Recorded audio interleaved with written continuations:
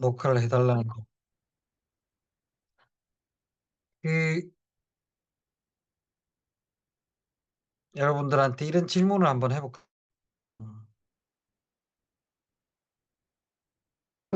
당되거나 상수받고 투자나 잘 돈이 많으면 무슨 일들이 생길까요? 여러분들 이거 돈이 많아지면 지금보다 돈이 좀 많이 벌게 된다 이러면 무슨 문제들이 돈이 많아지면 좋을 건데 무슨 문제들이 생길까?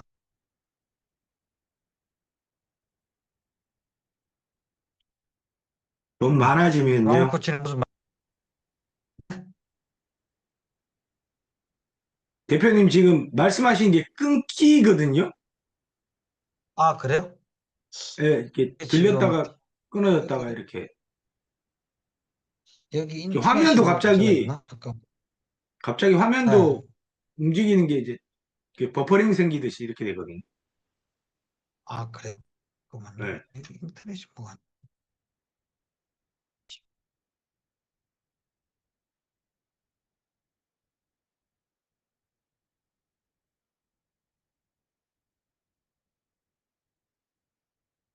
제가 이거를 좀 바꿔볼까요? 잠깐만요.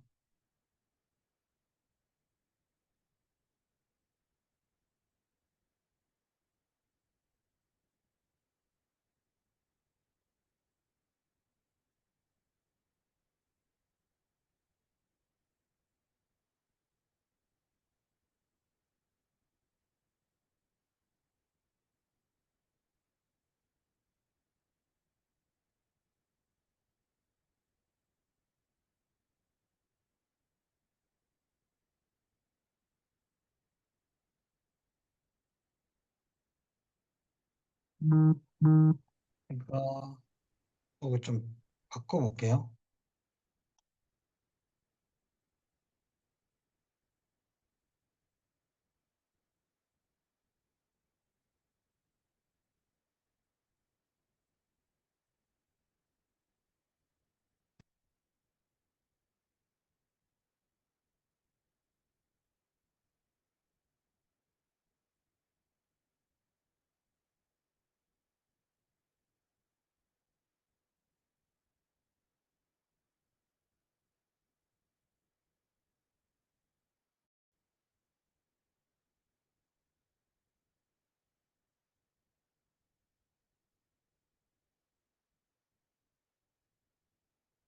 그럼 계속 그런가요?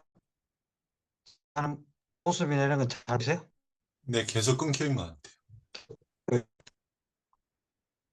그러면 대, 이걸 제가 대, 대표님만 그러신 것 같아요. 나머지 분들은 다 괜찮은데, 대표님 정말, 여기 잠시만요.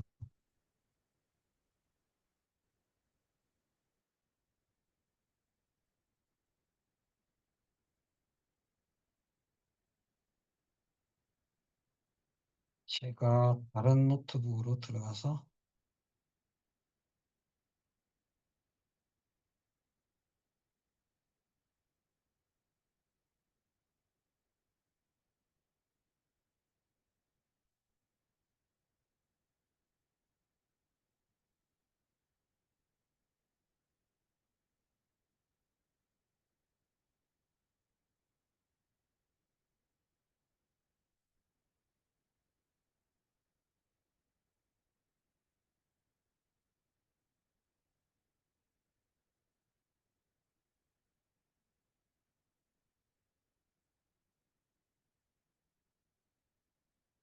Recording in progress.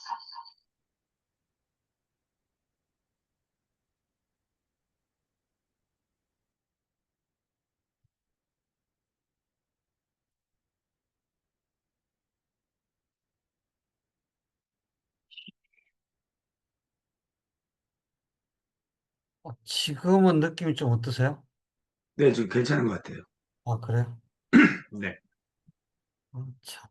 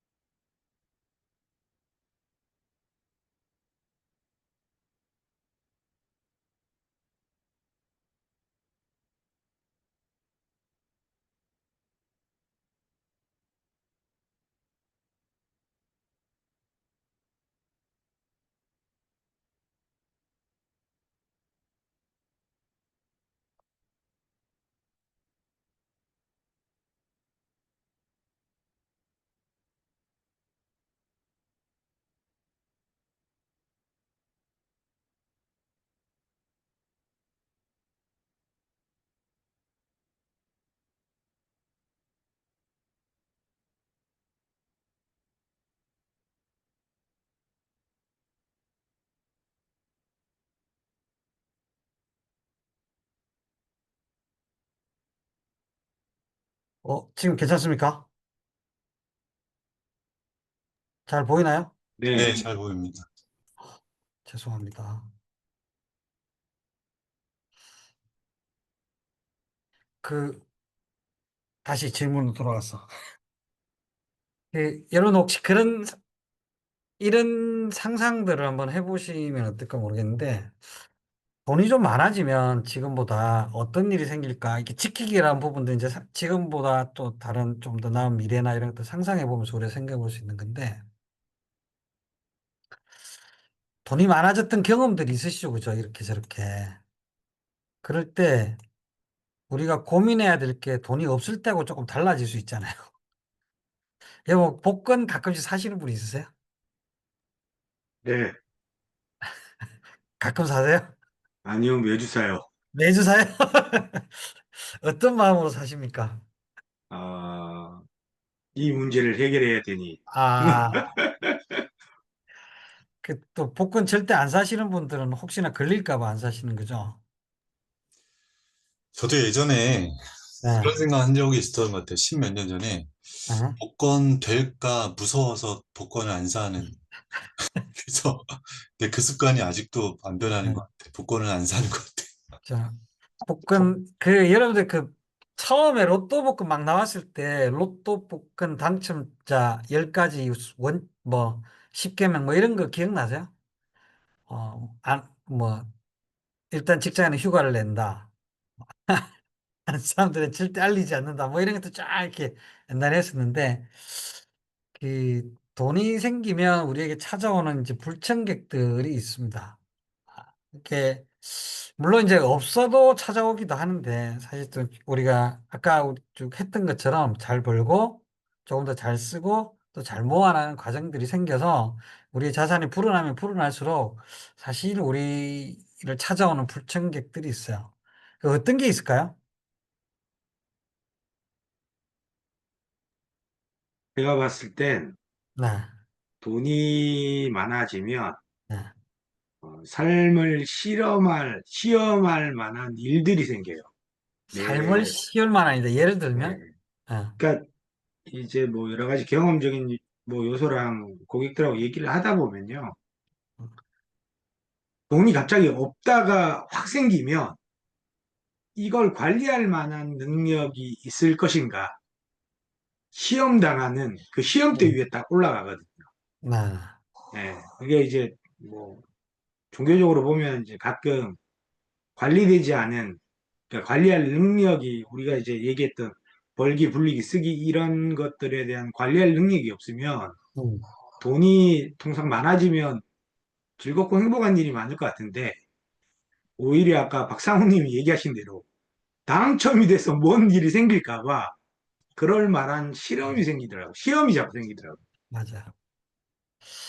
사실 이게 우리가 복권 얘기를 하고 했지만 여러분들 살아가다 보면 생각보다 주변에 갑자기 이렇게 경제적인 환경이 확 바뀐 사람들이 꽤 있습니다. 제가 아는 친구들 중에서는 뭐 회사 다니면서 열심히 했는데 지네 회사가 상장되거나 또 내지는 뭐 회사가 스탁 옵션 주거나 뭐 이런 식으로 했는데 그게 갑자기 큰 돈이 되고 이런 경우들이 그러니까 제가 알던 후배 중에서는 진짜 시골에서 올라와가지고 형제들 중에서 혼자 서울 대학 올라와가지고 그냥 뭐 열심히 살았는데 그 다른 친구들은 막 스카웃 받아가지고 막 다른 회사 갔는데 이 친구는 그 회사에 좀 오래 있었어요. 별로 뭐 옮기고 싶은 생각도 없고. 근데 회사가 이제 나스닥에 상장이 된 거죠. 정말 지지도 궁상이고 가난하던 집 친구였는데 이 친구가 갑자기 조그만 빌딩 주인이 된 거야. 그러니까 이 친구가 되게 힘들어 하더라고요. 관계 자체도 되게 힘들어하고 처음에는 기분 좋고 이랬는데 저한테는 개인적으로 제가 이제 자산 관리하고 하는 거 아니까 이제 상담하고 이러면서 아, 형, 왜 언제까지 제가 걔들 만나면 계속 밥 사야 되죠? 뭐 이제 그러니까 나는 그냥 열심히 일해서 스타옵션 받은 친구들이 알긴 아는데 왜 이 자식들은 나만 보고 만나기만 만나면 나보고 밥 사라 그러지? 그러니까 계속 뭔가 요청하고 요구하고 이런 것들 되게 쉽게 하고 그래서 이 친구는 관계가 다 끊어졌어요. 자기 이제 안 만난다 그러더라고.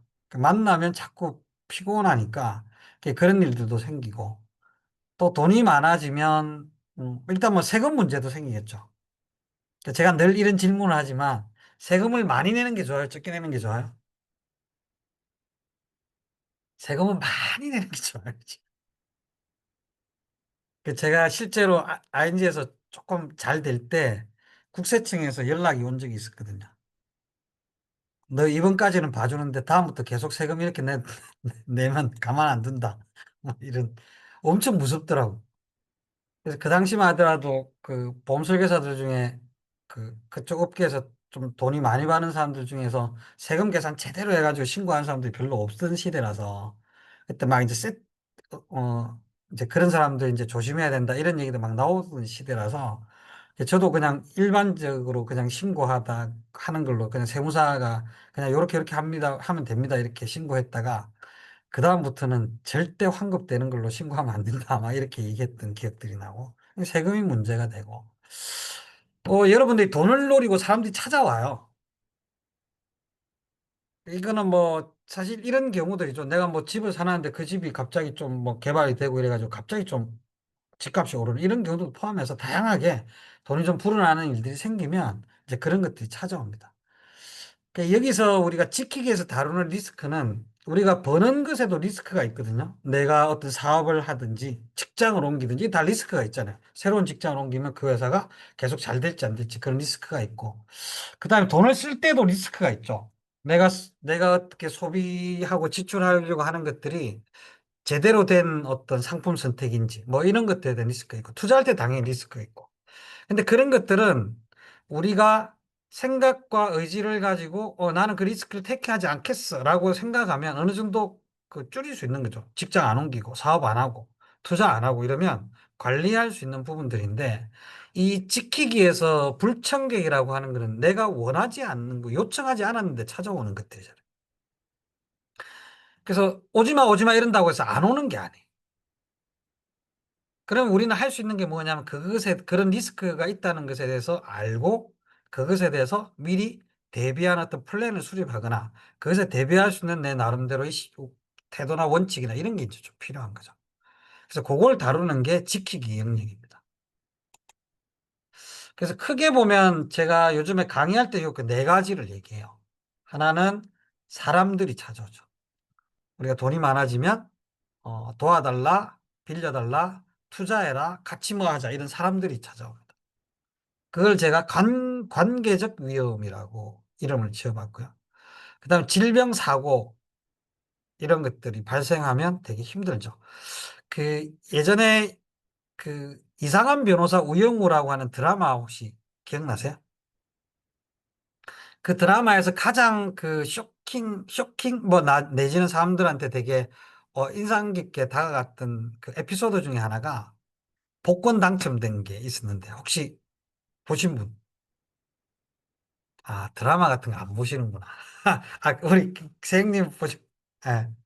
그래서 그 보면 어떤 경우냐면 도박장에서 도박을 하던 친구들끼리 복권을 사요. 그래서 복권을 사서 이거 복권 당첨되면 나눠 가지자 이렇게 하는데 복권 당첨된 그 친구 한 놈이 지가 다 먹겠다 이렇게 된 거죠.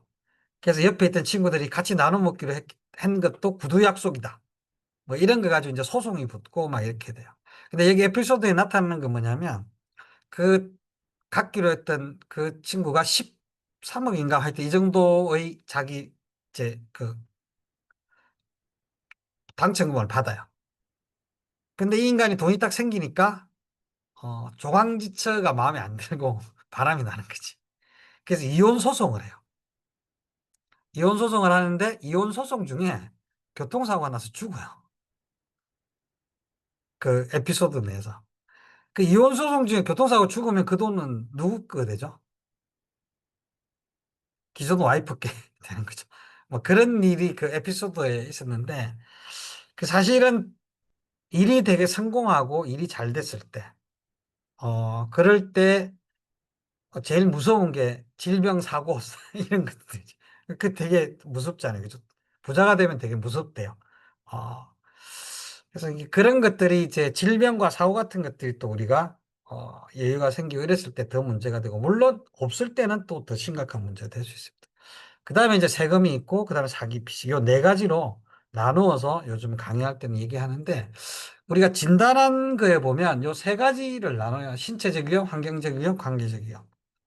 여러분들이 보시면 내 등수가 있고, 여기, 이 사람 같은, 여기 사례에 나와 있는 사람들 같은 경우는 신체적 위험, 이거는 잘 준비하고 있는 거죠. 예를 들어서 보험 관련된 부분 잘 준비하고 있고, 근데 환경적 위험, 이렇게 법과 제도 때문에 생기는 그 세금이나 이런 부분들에 대해서는 준비가 안 돼 있는 거고, 그 다음에 관계적 위험에 준비가 안 돼 있는 거죠.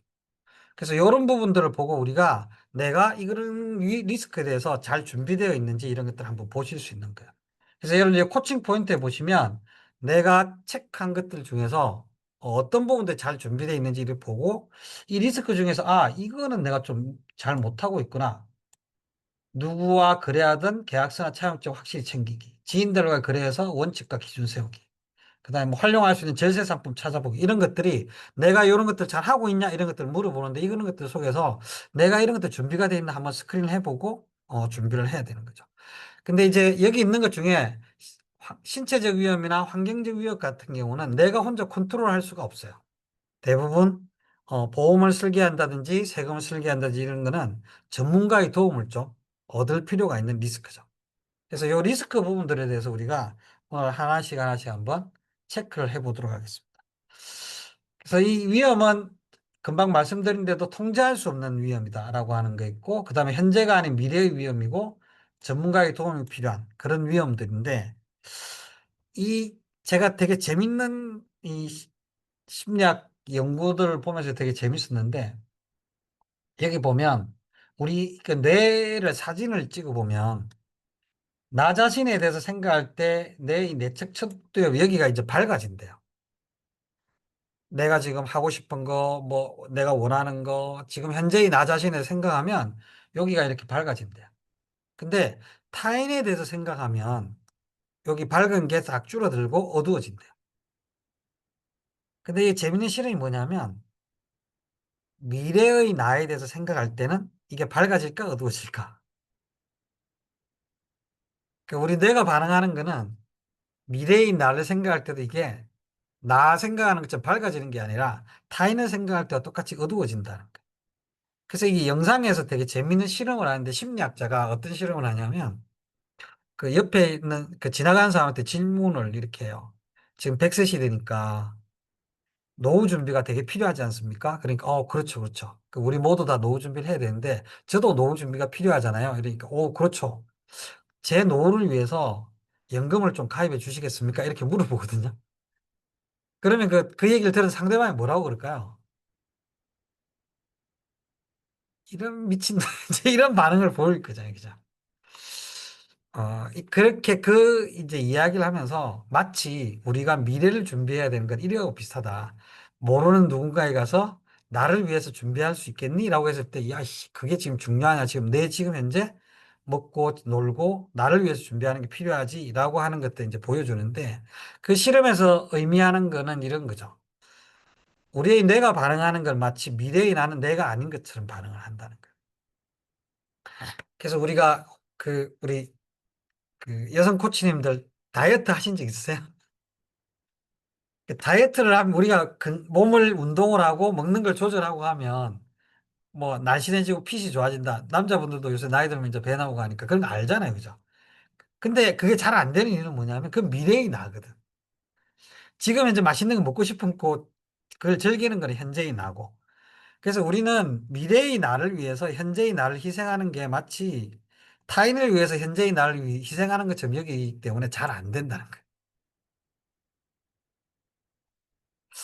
우리가 공부 열심히 하면 좋은 대학 가는 거 다 알잖아요. 그죠? 열심히 하면 돈 잘 번다는 거 다 알고. 근데 그게 잘 안 되죠. 미래의 일이기 때문에 현재의 나에 집중한다. 그래서 우리가 미래의 리스크에서 대비한다는 게 늘 우리한테 쉬운 일은 아닌 것 같아요. 그러면 심리학에서 얘기하는 거는 이제 이런 거죠. 미래의 그 모습을 생생하게 상상하면 상상할수록 구체적으로 그려보면 그려볼수록 그것이 나로 느껴지고 그것에 대해 준비할 수 있는 심리적 힘이 좀 생긴다. 이런 얘기들 합니다. 그래서 우리가 어떤 리스크가 있을지를 내가 생각해보고 그 리스크가 현실적으로 일어난다면 나는 어떤 상황에 처하게 되고 어떤 그 손실을 보게 되고 이런 부분들에 대해서 구체적으로 생각해 보는 것들이 필요하다라고 하는 거죠. 그래서 지금도 소리가 끊기나요, 회원님? 지금은 괜찮, 예.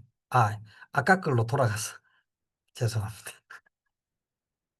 그래서 관계적 위험 먼저 한번 볼 건데 이게 관계적 위험이란 거는 모두에게나 다 있는 거죠. 여러분들 주변에 돈 때문에 나를 좀 힘들게 한 사람이 있나요? 좀 생각 한번 해보세요. 이게 엄청 힘들게 한 사람도 있고요. 아주 그냥 조그맣게 힘들게 한 사람도 있어요. 그래서 예를 들어서 배우자가 돈을 좀 편하게 막 쓰는 것 같아. 이것도 좀 피곤한 거고. 자녀들이 우리 주현미 님이 있었어요. 그 다음에 뭐야 잠깐만요. 곧 힘들게 할 것 같아요. 돈. 우리 리언님 곧 힘들게 할 것 같아요. 또 뭐예요? 누가? 저의 이제 아버지가 곧 또 이제 많이 나이가 계속 드시니까 아, 해야 될 짐이 되지 않을까 또 이런 생각. 그러니까 나이가 드셔서 이제 힘드시게 되고 또 경제 활동 못 하게 되니까. 네. 그죠. 그러니까 이런 거는 이분이 그러니까 부모님들이 나를 힘들게 하려고 하는 건 아닌데 그냥 이제 그렇게 흘러가는 거고. 근데 소비 습관이나 투자 습관 이런 것 때문에 또 힘들게 하는 사람들이 있어요, 보면. 그리고 또 요즘은 형제들이 적어서 그런 일들이 좀 적은데 옛날에는 형제들 중에 꼭 그 문제 하나씩 있잖아요, 집안에. 걔가 온 집안이 그 한 사람 때문에 좀 힘들게 하고 이런 게 있어요. 그 돈 막 써가지고 사업한다고 날려먹고 뭐 이런 사람들이 있고. 그리고 요즘은 그런 사람들이 좀 없는데 옛날에 이제 보증 서는 사람들 뭐 이런 것들도 있고 막 이랬어요. 근데 이게 이 관계적 위험이라는 거는 모든 사람들한테 사실 다양한 형태로 다 어, 많이 나타나는 거. 그리고 여러분들 좀 생각하실 게 이게 돈이라는 거는 원래 기본적으로 관계 속에서 존재하는 거잖아요. 그죠? 돈이라는 게 인간관계 속에서 존재하고 서로 주고받고 도우면서 살기 때문에 이것에 대해서 나름대로 원칙과 기준을 좀 가질 필요가 있는데 제가 늘 이런 질문을 하거든요. 혹시 주변에 아는 사람이 급하게 돈이 좀 필요해서 돈 좀 빌려달라 그러면 여러분 어떻게 하세요? 없다고 합니다. 없다고 합니다. 예.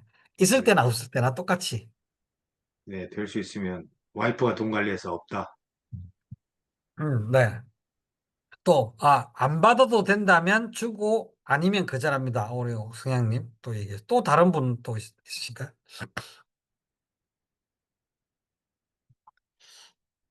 그래서 보면 대충 요즘 이제 젊은 친구들도 이런 부분들에 대해 고민들 많이 하는 것 같은데 세 가지 정도로 반응이 나와요. 하나는 뭐냐면, 어, 우리 조미 지금 얘기한 것처럼 빌려줄 수 있어도 믿어도 되는 관계라면 빌려줘요. 관계가 되게 중요하기 때문에 그 정도 믿을 만한 사람 빌려줘요라고 하는 사람이 있고 또 어떤 사람은 그냥 내가, 그냥 줘도 될 만큼 주고 빌려주진 않아요. 뭐 이런 분들이 있고 또 어떤 분들은 아는 사람하고 돈 거래하면 돈도 잃고 사람도 잃더라. 그래서 거래를 안 하려고 하고. 이 세 가지가 있거든요. 저는 이게 어떤 생각을 하냐면 우리가 프레임이라는 개념에 대해서 그 장님 코끼리 만지기 얘기하면서 배웠잖아요. 저는 이게 다 맞는 말이라고 생각해요.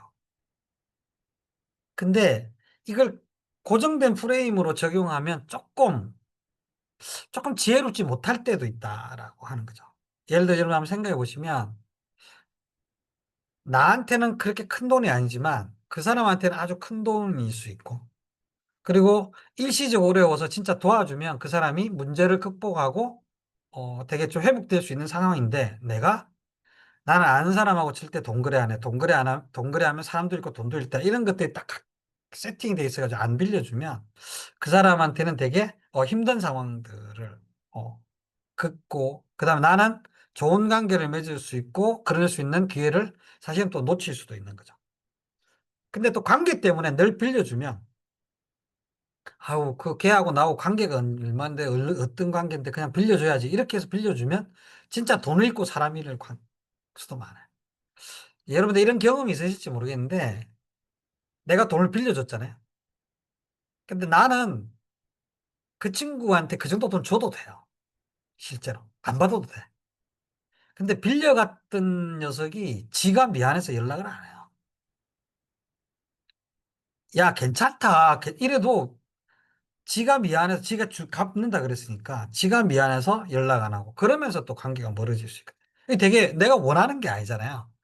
그래서 돈과 이 관계라는 부분들에 대해서 우리가 나름대로 여러분들이 그 이 다양한 생각들 하면서 기준과 원칙들에 대해서 좀 고민하면 좋겠다라는 생각이 드는데 저는 이제 다양한 경험이 있어요. 옛날에 아주 그 ING에서 여유가 있을 때 그 부실 채권 나갔던 돈이 한 1억 정도가 아직까지도 안 들어오고 있고 그 중에서 절반 정도는 지금도 만나서 뭐 밥도 먹고 이렇게 하면서 놀고 절반 정도는 관계가 끊어지고 연락해도 안 받고 뭐 이제 이런 경우도 있고 저도 사업을 하다 보면 중간중간에 가끔씩 일시적으로 필요해서 잠깐 좀 빌려고 갖고 뭐 이런 일들도 있고 계속 그렇게 반복되거든요.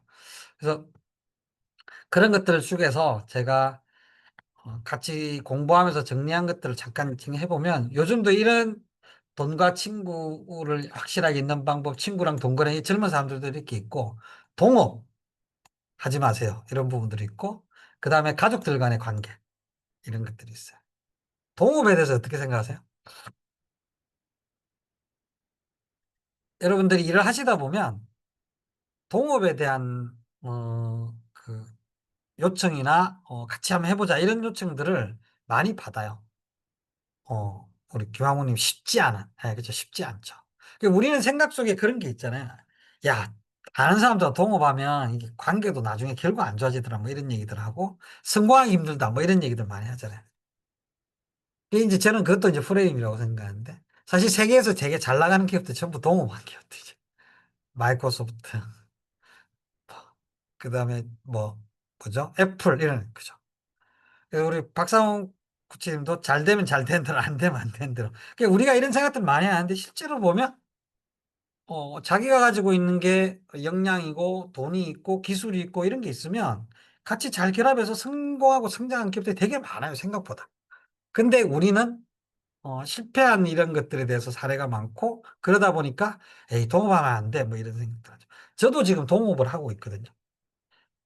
저는 지금 문과생이기 때문에 여러분들 진단한 프로그램 개발 이런 거 제가 할 수가 없어요. 그걸 제가 어떻게 하겠어요, 그죠? 근데 개발하시는 분이랑 저랑 동업을 하는 거거든요. 저는 컨텐츠와 이런 교육 프로그램 이런 거 운영을 하고 그분은 개발을 하고. 그래서 자금도 같이 되고 비즈니스 같이 하고 있는 거죠. 그래서 저는 이게 이제 잘 될 거라고 생각하고, 물론 뭐 10년, 20년 뒤에 엄청 잘 됐을 때 어떻게 될지, 신성진이라 인간이 도대체 진짜 어떻게 할지 이건 뭐 장담할 수 없다 하더라도, 저는 이제 신의를 가지고 이렇게 우리 키워봅시다. 이렇게 하고 있는데, 근데 이게, 우리에게 고정된 프레임이 있으면, 그러면 예를 들어서 여러분들 그렇죠. 동업 안 돼라고 하는 생각을 가지고 있으면, 누군가가 동업을 하자 그랬을 때 또 내가 저 사람하고 동업하면 내가 가진 것과 저 사람 가진 것이 결합돼서 뭔가가 될 건데 라고 생각을 할 수 있지만 그거를 안 하게 되는 거죠.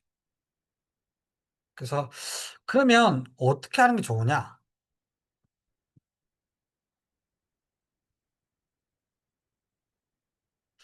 그래서 이런 문제들 돈 빌려다 친구 있고 돈 있고 나는 괜찮은데 미안하다 연락 안 하고 집안 보정 때문에 이런 경우도 이제 주변에 이제 있을 건데 그다음에 가족 간의 돈 문제도 되게 심각해요. 이게 생각보다 큰 돈 때문에 그런 게 아니라 1,000만 원, 2천만 원 때문에 원수되거든요. 이제 부모님들이 조금 더 지혜로우면 좋은데 그래서 저는 이런 문제들에 대해서 이 얘기 아주 멋진 얘기라고 생각하는데 같이 한번 천천히 한번 읽어볼까요? 모든 갈등은 어긋난 기대의 산물이다. 그러니까 기대치가 달라서 늘 갈등이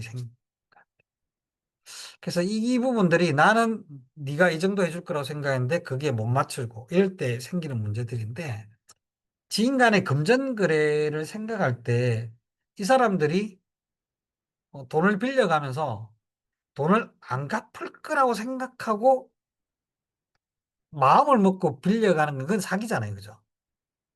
근데 대부분은 상황이 문제를 일으키지 사람이 문제를 잘 일으키지 않거든요. 그 사람이 가지고 있는 생각들. 그런 것들이 악한 경우들은 생각보다 많지 않다. 그럼 우리는 뭘 봐야 되냐면 저는 이런 생각을 해요. 관계가 아니라 용도와 상황을 좀 보세요. 이런 얘기를 제안을 또 프레임으로 드리는 건데 누군가 여러분한테 경제적인 도움을 요청하러 오는 일들이 생길 수 있는데 그렇게 생겼을 때 이 사람이 왜 어떤 상황 속에서 나한테 지금 그런 요청을 하게 되었을까라는 걸 살펴보지 않고 관계만 가지고 그냥 결정을 하면 나중에 후회할 가능성이 되게 높아져요. 그래서 제일 저게 극단적인 사례가 뭐냐면 자식 담보 대출이라고 하는 게 있어요. 말이 되게 무섭죠.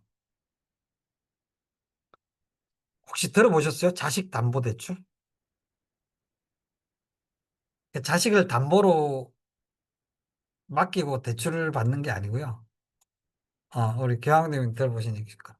이게 뭐냐면 코로나 때, 코로나 이후에 코로나가 좀 지나고 나서 특히 이제 자영업을 하던 부모님들이 경제가 되게 어려워졌잖아요. 근데 자녀들은 좋은 직장에 다니고 있는 거죠. 신용이 좋은 거예요. 부모들은 이제 돈을 더 빌릴 수도 없어. 근데 조금 더 버티면 될 것 같아. 그럴 때 부모들이 어떤 요청을 자녀들한테 하냐면 네가 신용이 좀 괜찮으니까 은행에서 대출해서 엄마 아빠한테 좀 빌려주라. 이런 요청을 하는 일들이 되게 많았어요. 그래서 쿠키뉴스라고 하는 데서 이걸 가지고 특집 기사들을 쓰더라고요.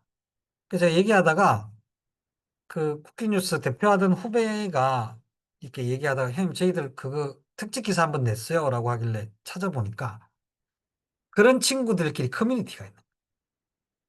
그래서 질문도 하고 답하고 어떻게 해야 돼요?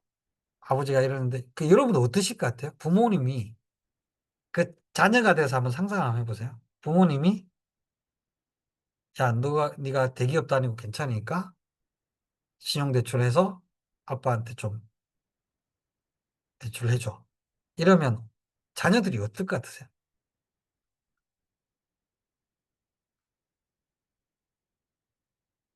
그런데 여러분들이 보기에 우리 엄마 아빠가 보면 쉽지 않을 것 같아. 아, 어. 네. 선생님, 결혼 전이면 긍정적 컨텐츠가 결혼에 아이가 있기 때문에 거절한다. 그죠. 이런 것도 이제 내 상황들을 보고 그걸 하는 거죠. 그러니까 이게, 많이 힘들죠. 여러 가지면. 파산하시면 저희 집 보필하겠다고, 빚은 안 되고. 이런 얘기들이 이제 지혜로운 얘기들 같아. 근데 거기에 실제로 아이들이 엄청 힘들어 하는 거죠. 뭐냐면, 어떤 경우에는 부모들이 자식한테 그렇게 해달라고 하면서 의도적으로 그걸 안 갚을 생각을 하고 자식들한테 부모들이 그러진 않잖아요. 일반적인 부모들은 그죠. 다 아빠 막 열심히 해서 갚을 수 있어. 갚을 거야. 이렇게 얘기하는데 자식이 보기에는 쉽지 않아 보이는 거죠. 사실 알 수 없잖아요. 그죠. 어려워졌으니까 그걸 빌려달라 그러는 건데. 그래서 많은 그 자녀들이 고민하고 어떤 자녀들은 빌려주지 않아야 된다. 아니, 근데 부모님들이 나 키운다고 그렇게 고생하는데 어떻게 그걸 거절을 하냐. 뭐 이런 하소연부터 다양한 것.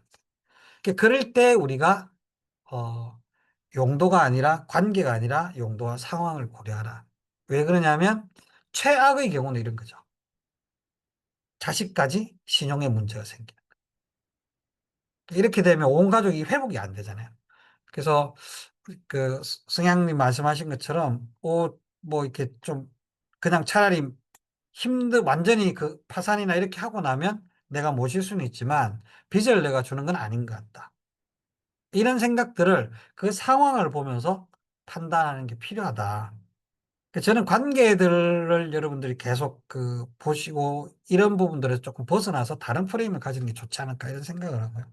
그다음에 동업이나 사업 관계에서는 우리가 한번 생각해 볼 게 계약서를 쓰고 역할과 보상을 분명히 해라. 이거 어떤 경우냐면 제가 볼 때 이렇게 잘 될 때 문제가 생기는 건 이런 거거든요. 내가 둘이 열심히 했으니까 회사가 좋아졌어. 그러면 나는 한 요 정도 내가 받아야 되는데 그래도 또 뭐 네가 대표고 그러니까 나 요 정도만 좀 주면 만족해. 그러니까 충분히 우리 또 다 같이 열심히 했으니까. 이렇게 생각하는데 줘야 되는 사장은 어떻게 생각하냐면, 요 정도 줘야 되는데, 요 정도는 줄게라고 생각하는 이 갭이 생겨버리면 화딱지가 나는 거죠. 야, 내가 요 정도만 받아도 된다고 근데 그것보다 더 적게 줄라 그래? 이게 나를 어떻게 보는지 이렇게 돼. 그 기대치를 만드는 작업이 사실은 명확하게 계약서를 쓰거나 요건에 대해서 정확하게 정의를 하는 거죠. 그런 부분들이라는 게 우리에게 익숙하지 않기 때문에 더 문제들이 많이 생기는 것 같아요. 에이, 잘해줄게. 이렇게 하는 부분. 그러니까 문서를 작성하는 것이 우리에게 익숙하지 않아서 생기는 문제들인데, 정의나 이런 부분들 마찬가지고, 그 다음에 차용증 같은 거 쓰는 것도 마찬가지예요. 돈을 빌려주거나 이럴 때, 제가 실제로 사례를 말씀드리면, 후배가, 어, 돈이 좀 필요하다 그래서 돈을 빌려줬는데, 그 친구가 그때 뭐라 그랬냐면, 형님, 우리 전세금이 있으니까, 거기다가 전세권을 설정을 해드릴게요. 이렇게 얘기를 저한테 했어요. 그래서 제가 뭐라고 그랬냐면, 됐어, 이 자식아. 열심히 해서 갚아. 이렇게 얘기했거든요. 요새 전화하면 안 받아요. 엄청 잘 나가요. 그러니까 이게 뭐냐면 서류를 작성한다는 거는 이제 여러 가지 의미가 있어요. 어, 이 사람한테 뭔가 의미가 있다든지 뭐 이런 부분들에 대해서 어, 그, 이게 대출이라는 게 되게 그냥 막 가는 게 아니야 라고 하는 측면들로 이렇게 얘기하는 거. 그런 부분들에 대한 것들을 명확하게 하는 거.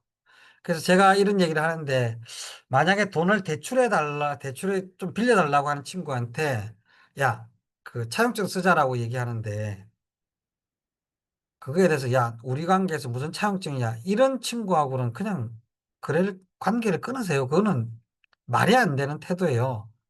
이런 얘기를 이제 제가 드리거든요. 물론 우리가 뭐 50만 원, 100만 원 가지고 차용증 쓰진 않겠지만, 그래서 그런 부분들을 우리가 좀 정확하게 좀 해 나가는 노력들이 필요하다. 그게 나한테도 필요하고 그 사람한테도 필요하다. 예를 들어 아까 제가 말씀드린 것처럼 나는 나한테 안 봐도 돼라고 했을 때는 차용증 있으면 불러가지고 차용증 찢어버리면 되잖아요. 그러니까 뭔가 그런 것들을 가지고 좀 명확하게 할 수 있는 부분들이 있으면 서로 간의 관계라는 것들이 돈 문제 때문에 문제가 안 생길 수 있는데 그런 것들 막연하게 다루다 보면 관계에 문제가 생기는 것 같아요. 특히 이제 가족들 관계도 되게 중요한 것 같고요. 제가 나이 좀 든 사람들한테는 가서 이제 그런 얘기 하거든요.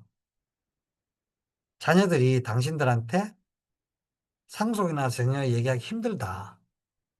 그러니까 부모들이 먼저 얘기해라. 먼저 얘기하면서 좀 조절해야 잘 준비할 수 있는데 당신들이 얘기 안 하면 자식들 얘기 못 하고 나중에 세금 다 맞는다. 뭐 이제 이런 얘기들을 하거든요. 그래서 그런 부분들 한번 보시면 좋을 것 같습니다.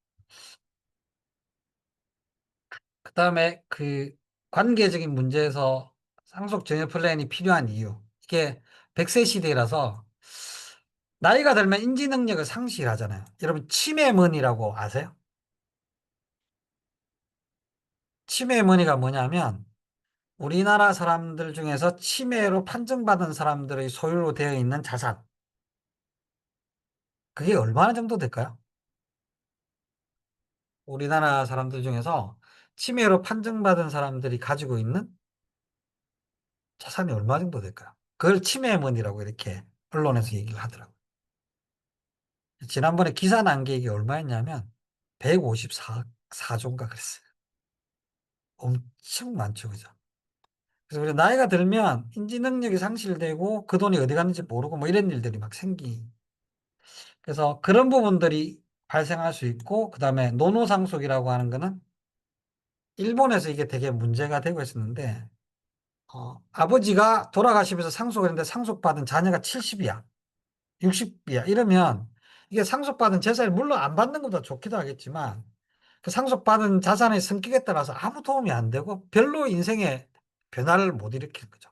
좀 젊었을 때 뭔가 좀 할 때 이럴 때 돈이 오면 그걸 가지고 뭘 할 수 있는데 그게 안 되는 경우들이 많다. 이런 문제들이 생기는 게 있고 그다음에 배우자 기대 수명이라는 게 옛날에는 4년에서 8년 뭐 이 정도씩 이렇게 얘기를 했었는데 지금은 이 갭이라는 게 점점 커지는 것 같아요. 오래 사는 사람들 진짜 오래 살고 또 그럼에도 불구하고 장수시대이지만 빨리 하늘나라 가시는 분들이 있고 그래서 이런 부분들 생각하면서도 이제 관계적 위험이란 부분들 가족들 간에 생각했을 때 미리 이런 부분들 준비하는 것들이 되게 의미가 있는 것 같아요. 상속받을 재산이 좀 있는 분이 있으세요? 고개를, 어, 상속받으면 참 좋아요. 기분이 참 좋고, 참 감사하고. 근데 가족들 간에 이거를 잘 얘기해서 잘 나누면 좋은데, 잘 나누지 못하면 되게 관계에서 문제가 생기더라고요. 그래서 이런 부분들을 미리미리 좀 얘기들 하고, 그래서 그 지금 여기 계신 분들은 아직 상속을 할 나이들은 아니니까, 어, 그 주변의 전문가하고 뭐 필요하면 부모랑 같이 좀 커뮤니케이션하고 이런 것들을 하는 게 이게 세금 문제만 얘기하는 건 아니에요. 그러니까 물론 부모님 재산이 빵이다 뭐 이런 분들도 이게 그런 경우는 잘 없고 크든 많든 조금씩 남겨주실 재산들이 있기 마련인데 그게 세금을 아끼냐 마냐의 문제가 아니라 그걸 어떻게 나누느냐에 따라서 형제들 간의 관계나 이런 부분들에 문제가 생기기 때문에 그런 부분은 좀 미리미리 좀 조율하는 게 필요하지 않나 이런 생각들 해봅니다. 그다음 두 번째는 신체적 위험 관련된 부분도 우리가 한번 살펴볼 필요가 있는데 여러분들 보험은 잘 가입하고 계세요? 이게 우리가 보면 제가 강의할 때 하는 표현 중에 하나가 이제 이런 표현들을 하는데 우리가 가지고 있는 금융상품 중에 제일 큰 게 대부분은 보험인 경우가 많아요. 왜냐하면 매월 납입하는 금액은 좀 적을 수 있지만 전체 금액으로 보면 엄청 많아요. 좀 구치님이 조금 부족한 듯. 조금 부족한 듯 하는 게 좋은 건가요? 나쁜 건가요? 어떤, 보험을 충분히 들고 있어요. 이러면, 어, 어느 정도 하면 충분히 들고 있을까? 여러분들 그런 얘기들 들어보신 적 있죠? 내 소득의 몇 프로 정도 되면 적절할까? 여러분들 그냥 한번 채팅창에 한번 남겨볼까요? 나는 내 소득의 몇 프로 정도 보험을 가입하고 보험료로 나가는 것 같다. 뭐 연금이나 이런 거 말고 보장성 보험료로. 한번 잠깐 생각해 보실래요? 우리 개인이면 개인 아니면 가족인 가족.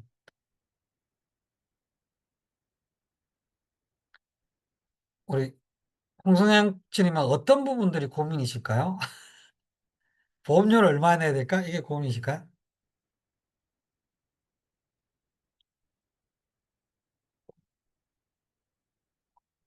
아, 시어머니가 보험 쓰셨어. 너무 많은 비용을 예, 넣고 있구나. 네. 이게 이제 너무 많아서 문제고 너무 적어서 문제인 거고. 그 다음에, 그, 박사훈 코치님이 이게 전문가니까 한 사람 소득의 10%. 뭐 이런 기준들을 여러분들 조금 가이드를 가지면 통상은 이렇게 얘기할 수 있어요. 보면 뭐 소득의 몇 프로가 적절하다라고 하는 부분들보다 저는 늘 어떤 생각을 하냐면 그 보험료가 소득의 10%를 넘어가면 위험하다. 그건 되게 고정 비용이 너무 많이 나가는 거고 소득 대비해서 보험료로 지나치게 많이 지출되는 거다라는 생각을 해요. 그러니까 이게 이제 뭐 예를 들어서 개인 한 사람이 돈을 벌고 있다라고 하면 그 부부나 뭐 이런 사람이 어떠냐에 따라서 전체적으로 소득의 몇 프로 여기 좀 달라질 수 있고 또 맞벌이면 또 조금 여유 있게 할 수도 있고 이게 뭐 여러 가지 차이가 나겠지만 전체적으로 가구 소득의 10% 이상을 보장성 보험료로 지출하면 그건 좀 과한 거 아닌가? 이렇게 생각을 하거든요. 근데 주변에 이제 보면 그게 넘어가는 분들도 꽤 많고 그리고 요즘에 보험 상품들이 되게 다양해졌어요. 그러니까 암보험 같은 것만 해도 제가 예전에 가입할 때는 그냥 암보험 딱 가입하면 암 진단비 2천, 3천, 그다음에 수술비 몇백만 원, 암 입원비 몇백만 원 이렇게 딱 세팅되거나 이렇게 해서 되게 심플했거든요. 근데 요즘은 그 암보험도 특약들이 되게 세분화돼 가지고 어떻게 디자인을 하냐에 따라서 보험료가 많이 차이 나고 그다음에 심혈관 질환이나 뇌혈관 질환 이런 것들도 마찬가지고 그리고 아직까지 여러분들은 실감이 안 나시는 분들이 꽤 있으시겠지만 실손 보험료가요 계속 올라가요. 그래서 그런 것들을 전체적으로 디자인을 해서 내 소득의 일정 부분 넘어가지 않도록 유지하는 것들이 꽤 중요하고 의미가 있는 것 같아요. 아까 누가 얘기하셨지? 아, 존미 쿠치님이 얘기한 것처럼 간병보험. 이게 또 나이가 들면 왠지 이건 좀 해야 될 것 같은 느낌이 막 들거든요. 사람들이 막 와서 얘기하면, 아, 이것도 해야 되는 거 같냐? 그래서 또 저한테도 막 질문들도 들어오고, 이래요. 어떻게 해야 되냐? 근데 이것도 어떻게 디자인할 때도 보험료 차이가 되게 많이 나요. 그래서 첫 번째는 사실은 보험을 가입할 때는 우리가 보험을 가입할 때, 보험료를 내는 거에 포커스를 맞추는데 첫 번째는 이제 보장이죠. 그죠? 내가 어떤 보장을 받고 있느냐라고 하는 부분이 중요하고 그 보장을 받는 거는 내 생활 습관이나 이런 부분들하고 그다음에 가족력. 이게 우리가 보험 들 때도 그렇지만 생각보다 유전적인 그 영향이 되게 크거든요. 그래서 가족력 같은 걸 좀 봐서 내가 필요한 보장, 다른 사람들보다 우리 집 사람들 전부 다 암 때문에 뭐 그렇다. 아니면 심장이 다 안 좋아서 뭐 일찍 사망을 하거나 이러면 그런 것들에 대한 보장들을 미리 좀 하고 준비를 하는 게 좀 필요하겠죠.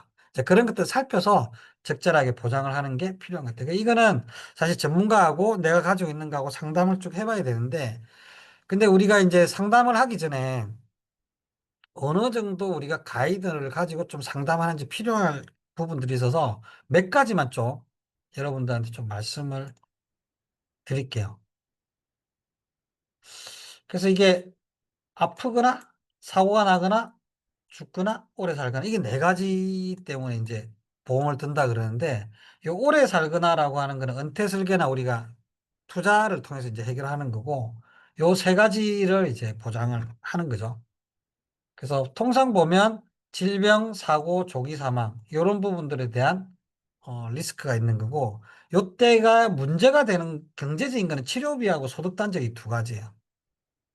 그러니까 의료적인 사고가 나서 생기는 문제는 병원비를 얼마 지출되느냐가 하나가 직접적인 손실이고 또 하나 손실은 뭐냐면 내가 그 질병 때문에 소득 단절이 된다든지 직업을 그만둬야 되는 상황이 되거나 이러면 여기 보면 이제 그 자영업자들 프리랜서들 있죠. 이제 직장 다니는 사람들은 뭐 병가를 좀 길게 내거나 이래서 또 어떻게 회복이 가능한데 저처럼 강의하거나 뭐 이렇게 하는 사람들 같은 경우는 어떤 문제가 생겨서 그걸 못하게 되면 수입이 바로 단절되잖아요. 이제 그런 사람들은 좀 심각한 문제가 될 수가 있는 거죠. 그래서 요거에 대한 대책이 보험과 저축 뭐 이렇게 얘기하는데 사실은 저축으로 그걸 투자하는 거는 지혜로운 방법은 아니다라고 생각하고 대부분 이거를 보험으로 이제 리스크 이전을 하는 거죠. 그래서 우리가 볼 때 실손보험하고 3대 질병보험, 뭐 생명보험 요 세 가지를 이 리스크에 보장하는 스타일로 이제 얘기들을 하죠. 그래서 근데 저는 개인적으로 이제 좀 보면 이 100세 시대가 되면서 의료비와 관련된 부분들에 대해서는 잘 디자인을 할 필요가 있다. 이 부분에 대해서 잠깐만 좀 말씀드리고 다음 리스크로 좀 넘어가려고 하는데 메디컬라이제이션이라고 하는 건 뭐냐면 의료화라고 해서 모든 걸 다 병원에 가서 해결을 하려고 하는 거예요. 옛날에는 나이 들어서 좀 뭐 어디 안 좋다 이러면 대충 버티잖아요. 그죠? 머리 빠져도 버티고 이게 무릎이 좀 안 좋아도 좀 조심하고 이렇게 하는데 요즘은 다 병원을 가요. 대표적인 게 이제 어린아이들 ADHD 뭐 이런 거. 애들이 좀 혼자 놀고 이러면 그럼 뭐 옛날에는 그냥 옆에서 봐주고 뭐 애가 좀 혼자 노는 거 좋아하는가 봐 뭐 이런 식으로 좀 생각을 했던 거다. 조금만 이상하면 ADHD 그래 데리고 가서 병원에 가서 진단받고 약 먹고 막 이런 경우도 있어요. 저도 제 큰 놈이 그 어릴 때 좀 되게 혼자 있는 거 좋아하고 좀 독특한 녀석이라서 ADHD 검사를 받고 이런 적도 있고 한참 동안 아이들 그 뭐죠? 그 상담, 어린이 의사는 아닌데 그 청소년 심리 상담하는 선생님이랑 한 1년 정도 상담을 매주 가서 받은 적이 있거든요. 근데 그런 것들을 요즘은 자꾸 이제 병원으로 데리고 오는 거죠. 그래서 의료비로 쓰는 돈들이 자꾸 늘어나고 있는 시대라고 하는 게 하나의 큰 트렌드고, 그 다음에 치료에서 관리로 가는 거. 옛날에는 어떤 질병이 걸리면 하늘나라 간다. 뭐 암 발병 나면 하늘나라 간다. 이런 것이었다라고 지금은 다 관리를 하잖아요. 근데 예를 들어서 우리가 관리와 치료 중에 어떤 게 돈이 더 많이 들까요? 관리가 더 돈이 많이 드는 거죠. 그다음 또 하나는 이제 건강보험 재정. 우리가 보통 그 재정 문제 걱정하면 국민연금을 걱정을 많이 하잖아요. 국민연금 재정 고갈이나 이런 부분 걱정을 많이 하는데 국민연금은 이번에 수익률이 좋아서 이 정도 수익 되면 뭐 2090년까지 간다 막 이런 얘기 막 나오고 있는데 근데 저는 개인적으로 사실 건강보험 재정이 저게 되게 저는 개인적으로 걱정이 되거든요. 그 예전에 그 문재인 정부 때 사회보건수석을 했던 그 후배가 그 이제 학교 그 녀석이 이제 예전에 제가 처음에 그 보험 설계하고 이렇게 할 때도 같이 세미나도 하고 했던 그 서울대 의대에서 보건행정을 했던 후배가 있어요. 이제 그 친구하고 이렇게 얘기하다 보면 이제 그 친구가 이런 얘기 했었는데 형님 그 사람들 안보험 들고 그다음에 실손의료 막 들고 하잖아요. 그치.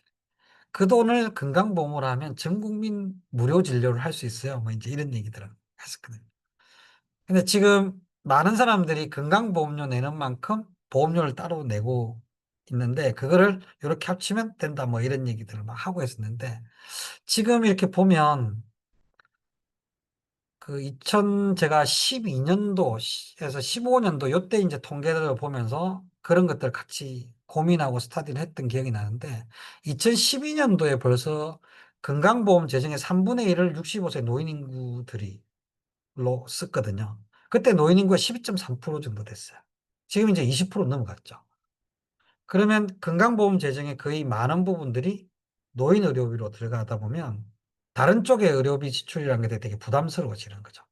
근데 돈을 내는 사람들은 점점 줄어들고 있고 받아나가는 사람 늘고 있으니까 이게 만만치 않을 거다라는 생각이 저는 개인적으로 좀 드는 거죠. 우리가 어렸을 때 제가 어렸을 때 생각해보면 어렸을 때라고 아주 어렸을 때가 아니고 그냥 조금 청년의 때, 뭐, 요럴 때 생각을 해보면, 집안에, 그 중풍이나 뭐 이런 사람들, 치매 환자 이런 사람들 하나 있으면 집안이 풍비박산 난다 막 이런 얘기들 했었거든. 왜냐하면 그 사람이 하나 생기면 한 사람이 간병인으로 붙어야 되니까 이 사람이 벌던 소득도 단절되고, 거기에 치료비 들어가고 이러면서 박살난다 이런 얘기들 했었는데, 지금은 그게 건강보험에서 엄청나게 많이 커버가 되죠. 근데 이 시스템이 20년, 30년 뒤에도 계속 유지될 수 있을까라고 생각해 보면 쉽지 않은 것 같아요. 제일 우리가 앞으로 닥칠 미래 한국 사회에서 제일 큰 문제는 저는 이게 의료비 문제가 아닐까? 그런 생각도 좀 해요. 그래서 실손보험료 계속 오르고 건강보험료 계속 올라가고 뭐 이런 상황들 속에서 이 의료비 준비는 되게 지혜롭게 준비를 잘 해야 되는 항목인 것 같다. 오래 살면 오래 살수록 그런 고민들을 합니다. 그래서 저도 고민이고 여러분들도 고민이고 사실은 나라도 고민이고. 그래서 우리나라 이게 인구가 많아져야 되는데 하여튼 그래서 이게 어떤 문제로 이걸 해결할까? 이민? 통일? 뭐 이런 문제가 있는데 어쨌든 인구 문제가 해결이 안 되면 우리가 이게 되게 숙제를 안고 가야 될 것 같아요. 그래서 이 부분들이 좀 문제인 것 같고요. 지금 현재 한국 사회에서 건강보험이 잘 되어 있는 구조를 보면 우리가 이제 암 진단받았고 해서 치료비 한 1억 들었을 때 사실은 지금 현재 수준은 이거 통계예요. 내가 개인적으로 그렇다는 게 통계가 비급여하고 급여하고 보면 비급여가 한 15% 정도 소요가 되고 한 85% 정도가 급여에서 나가고 있는 상황이라고 나옵니다. 그럼 통계에서 비급여 부분하고 그다음에 급여 부분은 이제 급여에서 내가 본인 부담하는 부분들이 있죠. 그게 여기 14%, 19%에서 요 정도 되는데 요게 본인 급여 부담이 있고 비급여 중에서 실손 보상이 되는 부분들이 있죠. 그러면 그 부분도 계산하면 이게 2세대 아마 계산했을 건데 그러면 여기서 3% 정도하고 2% 정도 합쳐서 이게 이게 실손보험이 1세대부터 4세대까지 있으니까 세대별로 조금 다르긴 한데 지금 가장 많이 가입하고 있는 사람들로 보면 실제로 1억 들었을 때 본인 부담금은 한 500만 원 정도밖에 안 되는 거죠. 지금 건강보험이 그렇게 통계적으로는 그 정도 구성이 돼 있는데 여기에다가 내가 개인적으로 또 급여 부분들이 내가 한도를 넘어가면 또 소득에 따라서 자기 부담금을 또 정부에서 그 의료보험공단에 또 돌려주거든요. 실제 이제 그런 부분들이 급여 부분들은 되게 커버가 잘 되고 있어요. 근데 문제는 이제 비급여 부분도 좀 문제인 것 같아요. 의료기술이 발달되면서 아직 건강보험료에 급여로 포함이 안 된 측면들, 치료 같은 것들 내가 받게 되거나 약물을 쓰게 되거나 이러면, 개인들이 내야 될 비용이 확 올라가는 거죠. 이제 그때 우리가 목돈이 좀 들고 이런 거예요. 이제 그런 부분들에 대한 준비가 좀 필요한 측면입니다. 의료비와 관련된. 그래서 보면, 이런 프로세스를 보장 분석을 해서 정리를 해가지고 경제적인 손실이 적고 가성비가 낮고 발생 확률이 낮고 요거 정리해서 좀 부족한 부분들은 실손으로 대체할 수 없는 거. 요거는 이제 사망이나 간병비나 이런 것들 실손해서 안 되니까 이런 거 좀 보완할 부분들 좀 보완하고 그다음에 내가 우리 집 가정 상황이나 그 가족력이나 이런 거에서 좀 더 보장이 필요하다는 분도 보강하고 이렇게 하는데 그때 요즘에 정리할 부분들을 정리를 해서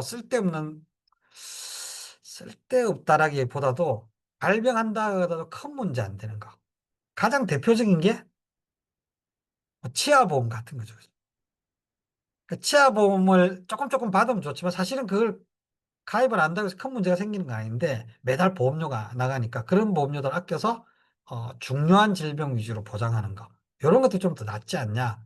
그러니까 이런 상태, 이런 개념들을 가지고 우리가 좀 진단을 하면 좋지 않겠냐? 이런 생각이 듭니다. 그리고 사망보험금이 있는데 사망보험금 가입하고 계신 분 한번 좀 나는 종신보험, 정기보험 이런 거 가입하고 있다. 어. 예, 많이들 가입하고 계시네요. 강연도 가입하고. 종신보험하고 정기보험은 똑같이 사망했을 때 돈을 주는 보험인데 개념이 좀 다르죠. 정기보험은 기간이 정해져 있어요. 그래서 나는 우리 아이들이 졸업해서 나름대로 지가 생계를 유지하고 하기 전까지를 좀 보장을 받겠어. 그래서 기간을 정한다고 해서 정기보험이거든요. 그런 거는 보험료가 좀 싸요. 종신보험은 내가 언제든지 사망해도 사망보험금을 지급하는 거잖아요. 그러니까 지급할 확률이 높으니까 모든 보험은 지급할 확률이 높으면 보험료가 비싸거든요. 그래서 사망보험금을 가입하는 보험도 종신보험은 보험료가 좀 비싸요. 그래서 내 용도에 따라서 활용을 하시는 거죠. 그래서 나는 어떤 경우가 생기더라도 우리 가족들한테 이 정도는 남겨주고 싶어 라고 했을 때는 종신보험을 디자인을 하는 거고 아니 나는 뭐 상속이나 이런 거보다 내가 젊었을 때 리스크를 커버하고 싶어 라고 하면 정기보험을 가입하는 거죠. 그래서 여기 보면 이 정기보험은 기본적으로 조기 사망을 위험을 가지는 건데 이거 단점은 뭐냐면 보장 기간이에요. 내가 60세까지 보장받는 정기보험이다라고 하면 61세가 되면 사망했을 때 보험금 하나도 안 주잖아요. 그죠? 그게 단점이고 장점은 뭐냐면 보험료가 싼 거야. 그래서 종신보험은 조기 사망 플러스 상속이나 이런 것들 위해서 쓰는 건데 이거는 단점이 보험료가 비싼 거야. 그래서 보면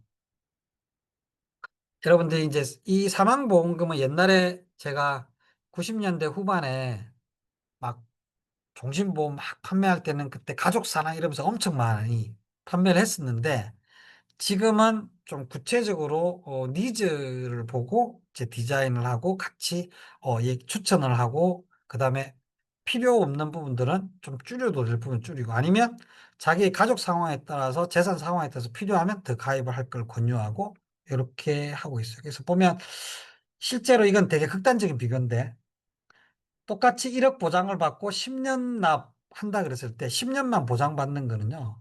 30세 5,200원, 40세면 만 원, 50세면 2만 5천 원 요 정도 내요.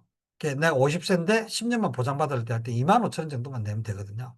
근데 평생 보장을 받겠다라고 하면 34만 원, 42만 원, 53만 원 이렇게 늘어나요. 이게 차이가 엄청나죠. 그죠? 그래서 그만큼 보장받는 부분들에 따라서 달라지기 때문에 50세에 1억 보장받으려고 53만 원 내는 건 쉽지 않은 결정이고 제가 볼 때 웬만한 사람들한테는 권유하지 않는 스타일이죠. 그래서 이런 부분들은 미리미리 준비를 하면 저렴한 보험료로 필요한 보장을 받을 수 있는 측면들이 있는 것 같아요. 그래서 요거를 한번 살펴보면 좋겠고요. 그 다음에 늘 이제 우리 박상원 소장님 이런 얘기 하는데 재건축하지 말고 리모델링 하라. 여러분들 보험 상담은 저는 한 5년에 한 번씩은 받으라고 그러거든요. 5년에 한 번씩은 받고, 왜냐하면 새로운 보험 상품도 계속 나오는데 나쁘게 나오는 게 아니에요. 괜찮은 부분들도 나오고 하기 때문에 5년에 한 번 정도는 점검하고 필요하면 뭐, 그 다음에 그 당시에 소득도 좀 올라갔고, 그 다음에 물가 상승 때문에 보험료 부담도 좀 줄어들었고 이러면 좀 추가로 할 수 있는 부분들이 있어요. 그럼 그럴 때, 어떤 경우에는 이제 방송이나 이런 데 봐서 무료로 상담해 드립니다. 뭐 이런 방송들 있잖아요. 그 사람들 왜 무료로 상담을 해줄까? 뭐 세일즈 하기 위해서 그러겠죠. 그죠? 근데 이제 그런 상담들보다 가능하면, 비용을 좀 줄여서 유료 상담 같은 걸 받고, 완전히 처음부터 다시 하는 것보다는 필요한 부분들만 리모델링 하는 스타일로 보장들을 계속 하고, 필요 없으면 잘 점검받고 안 하면 되는 거, 불필요한 건 줄이고, 이렇게 하면서 하는 게 좋을 것 같아요. 그래서 이런 측면들로 여러분들 좀 보험은 정리하면 좋지 않겠나? 이런 생각을 합니다. 혹시 보험과 관련돼서 여러분들 궁금하신 거나 이런 거 있으세요? 혹시 질문이 있거나 고민이 있거나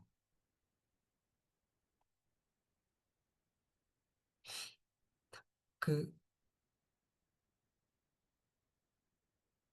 제 이제 세 번째 리스크로 그럼 넘어갈게요. 세 번째 리스크는 이제 제도적 위험, 환경적 위험이라고 하는데 아까 말씀드렸던 세금과 관련된 부분들이에요. 여러분들이 모두 세금을 엄청 많이 내시면 좋겠습니다. 많이 내시면 좋겠는데, 그러니까 법과 제도를 알고 있으면 좀 막을 수 있는, 그래서 사회적 환경에 대한 이해와 대응이 필요하고 미리 준비해서 대처하면 손실을 줄일 수 있는. 그래서 이제 세금이 이제 제일 대표적인 거죠. 어, 상속세를 좀 내면 좋겠죠, 그죠? 상속세를 좀 내면 좋겠고, 근데 이게, 아, 네, 홍성현 코치님, 예, 본인이 체크하시기보다는 전문가한테 조언을 얻는 거, 예, 강추드립니다. 그래서 이게 보면 제가 늘 이 질문을 가지고 세금과 그 관련된 부분들이나 제도와 관련된 부분 좀 얘기를 드려요.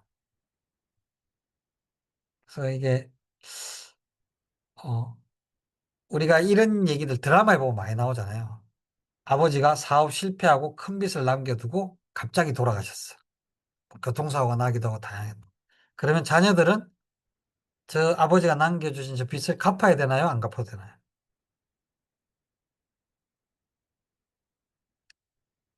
갚아야 된다. 1. 안 갚아도 된다. 2. 우리 채팅창에 남겨주세요. 1번, 갚아야 된다. 1. 안 갚아도 된다. 2. 상속 받았다면 갚아야 돼요. 예, 그죠, 그죠. 상속 포기해서만 안 갚아도 됩니다.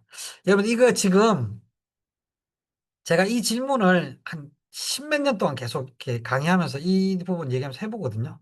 근데 한 5년 전까지만 하더라도 갚아야 된다고 얘기하는 사람들이 더 많았어요. 근데 지금은 안 갚아도 된다는 걸 많이 알아요.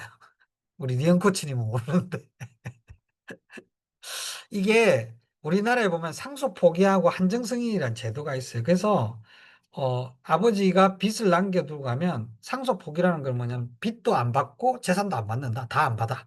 그러면 이 대출 때문에 내가 그걸 갚기 위해서 뭐 해야 되는 일들은 안 생겨요. 근데 이 나의 아저씨 같은 경우처럼 이 자녀들이 빚 때문에 고생하는 건 뭐냐 이런 제도를 모르고 대응을 잘 못하면 그냥 어떤 그 포기성에 대한 어떤 조치를 안 취하면 이제 이런 일이 생길 수 있는데 법과 제도상으로는 그걸 안 해도 되는 제도가 이미 세팅이 돼 있어요. 그래서 안 갚아도 돼요. 근데 상속 포기를 했는데 아버지가 사망보험금이 5억이 있어요. 이거는 받을 수 있나요, 없나요? 상속 포기를 했는데.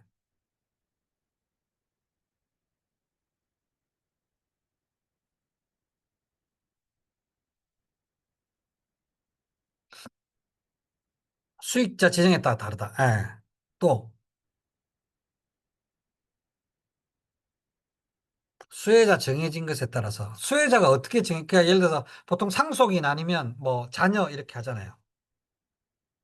그럼 자녀나 배우자가 받거나 상속인이 받으면 이걸 갚아야 된다고 생각들을 하시는 거죠. 근데 이거는 그 상속 포기나 한정성이나 이런 거의 대상은 뭐냐면 상속 재산이거든요. 아버지가 남기신 상속 재산을 포기하거나, 그다음에 내가 그 자산이 부채 넘어갔을 때만 상속받겠다. 이게 이제 한정성인인데 그렇게 하는데 이 사망보험금은 상속 재산이 아니에요. 그 보험, 그 피보험자죠. 아버지가 돌아가신과 동시에 이 재산은 수익자의 고유자산이 돼버리기 때문에 포기의 대상이 아니에요. 그 상속 포기를 했더라도 이 돈은 받을 수 있어요. 그러니까 이거는 좀 모르는 분들이 더 많은 거예요. 그래서 개인적으로 사업을 하거나 아니면 빚이 많거나 뭐 이런 분들은 이런 사망보험금을 좀 준비하시는 게 필요한 경우들이 있어요.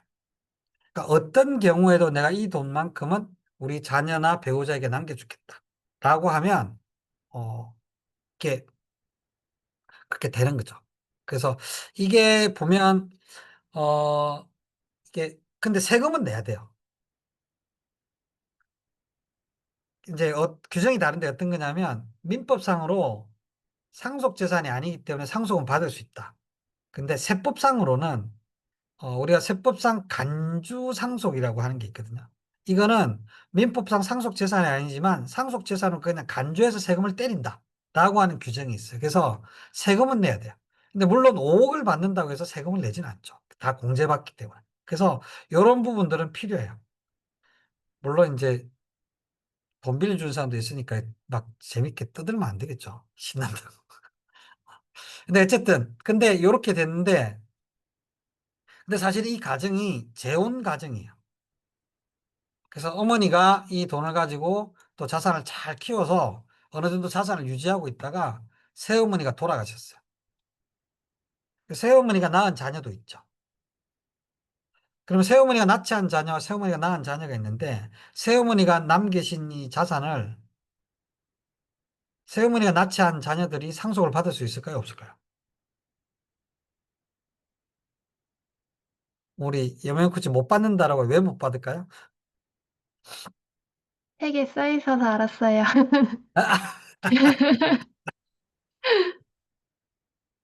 아, 받을, 그러니까 책을 읽어야 된다니까.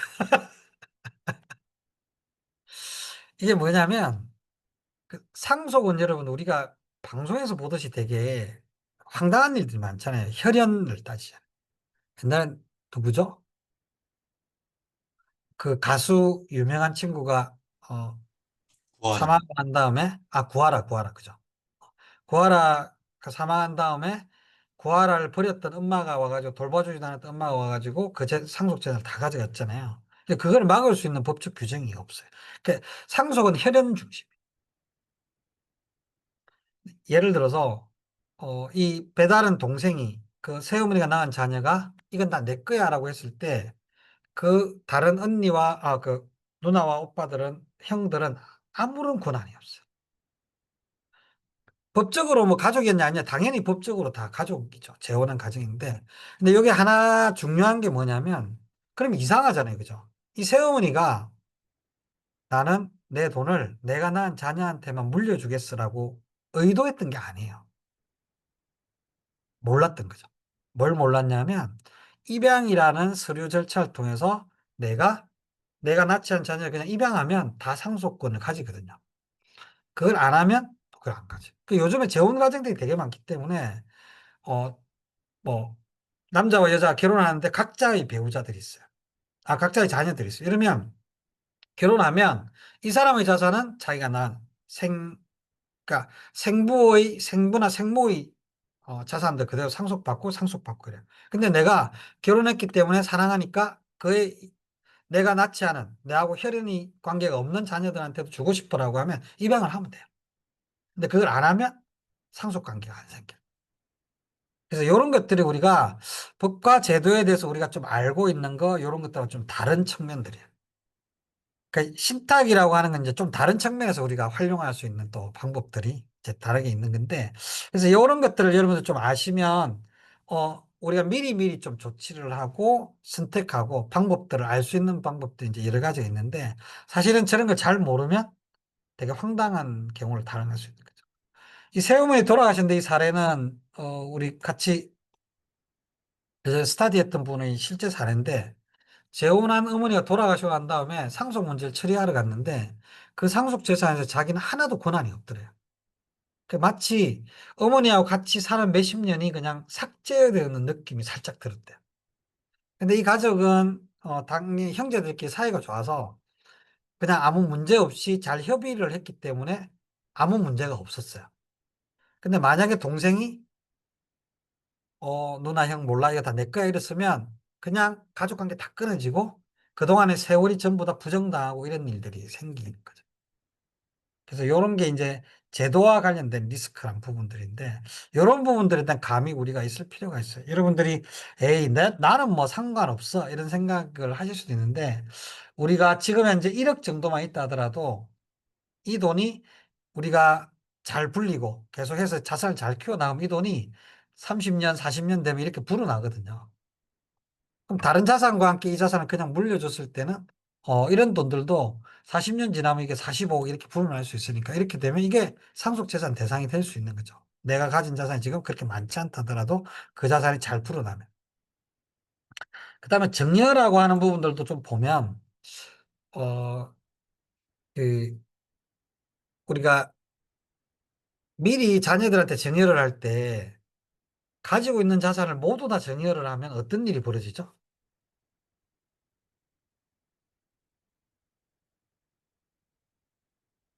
고려자. 그치. 이게 여러분들 되게 오래된 얘기인데요. 그 셰익스피어가 쓴 4대 비극 중에 제일 슬픈 스토리 중에 하나가 그 리어 왕 이야기잖아요. 그 리어 왕이 실패한 은퇴 설계거든요. 그 자기가 은퇴하지도 않았는데 은퇴해가지고 그 자기가 모든 권한이나 재산이나 이런 것들을 전부 다 두 딸한테 물려주고 자기를 진짜 좋아하는 첫째 딸은 막내 딸한테 안 물려주고 첫째 딸하고 둘째 딸한테 물려주잖아요. 그 첫째, 둘째 딸이 아버지를 쫓아내죠. 그래서 광야에서 방황하다가 어, 힘들게 죽어가는 게 그게 이제 리어 왕 이야기예요. 그 막내딸 코델리아는 아버지가 그렇게 쫓겨났다는 얘기를 듣고 어, 그 프랑스에 시집 가가지고 프랑스 군과 함께 와서 언니들하고 싸우는데 전쟁에서 져요. 그래서 막내딸 코델리아도 죽고 코델리아 죽은 걸 보고 리어 왕도 막 울부짖다가 절명하고 이게 이제 셰익스피어 리어 왕 이야기인데 그게 실패한 은퇴 스토리인데 이게 그때부터 있었던 얘기예요. 자녀들한테 모든 걸 다 영지하고 이런 거를 미리 정리를 했을 때 버림받았던 일들이 그때도 있었던 거예요. 그래서 제가 이런 얘기를 하는데 가지고 있는 모든 재산을 사전에 정리를 해버리는 거는 나를 버리라고 하는 선언과 똑같다. 100%다, 100%. 우리 자식은 안 그럴 거라고 생각하지 마라. 그거는 내가 선언하는 거다. 그렇지만 내가 가지고 있는 재산 중에서 일부를 자녀들한테 미리 사전에 지혜롭게 정리를 하는 거는 그건 되게 똑똑한 방법이다. 세금을 많이 아낄 수 있다. 그래서 예를 들어서 여기 보면 어떤 거냐면 태어나자 2천만 원 정의하고 그다음에 11살 됐을 때, 21살 됐을 때, 31살 됐을 때 이게 이제 비과세 한도거든요. 세금을 전혀 안 내는 한도만큼 정의를 했을 때 이 자금이 이렇게 불어나면 나중에 이 정도 금액으로 불어날 수 있는 거죠. 그럼 이 돈을 다른 자산하고 같이 상속이 일어나면 이거 절반은 다 상속세를 내야 되거든요.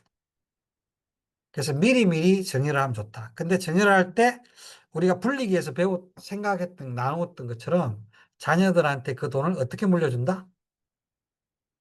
투자를 할 수 있도록. 그래서 자녀가 있으신 분들은 꼭 아이들을 위해서 펀드나 주식 계좌를 오픈을 해서 거기에 자녀들 명의로 조금씩 조금씩 돈을 넣어주고 필요하면 그걸 이제 법적으로 정해 신고를 하고 이렇게 하면 되게 지혜로운 부모가 될 것 같아요. 여러분들이 한번 생각해 보시면 한 30년 전쯤에 여러분들이 부모님이 여러분들을 앞에 탁 두고 아들아 딸아 앞으로 세상은 반도체의 세상이 올 것 같아 이러면서 삼성전자 주식을 좀 사줬다면 어떻게 됐을까요?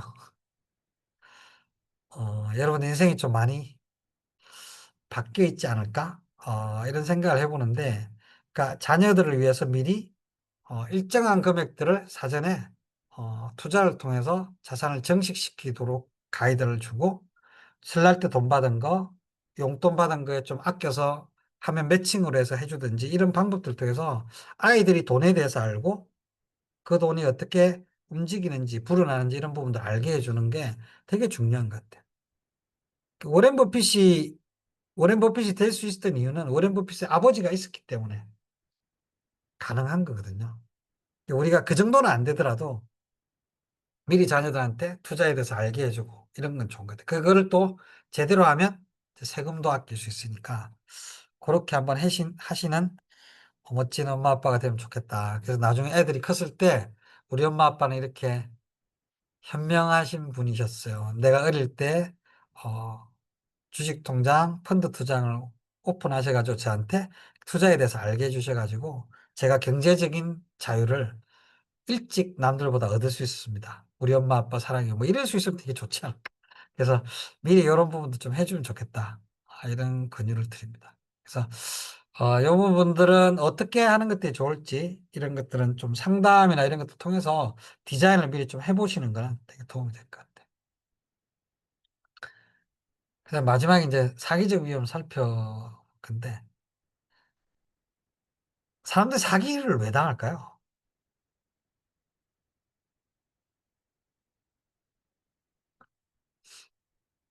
그, 한번 사기를 당한 사람들은 사기를 왜 당할까요? 여러분도 한번 그냥 편하게 한마디씩 한번 남겨주실래요?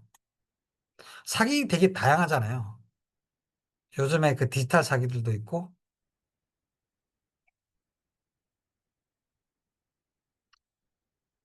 불안과 조급, 그쵸, 그쵸. 이게 그 욕심을 부려서 편하게 벌려다, 그쵸.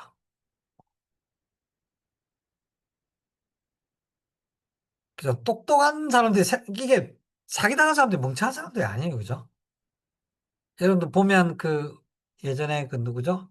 임창정 씨가 뭐 해가지고 엄청 이슈들이 됐잖아요. 그 당한 사람들 전부 다 변호사 의사들이 나름대로 똑똑한 사람들. 또 보이스피싱 같은 것도 그렇고. 음.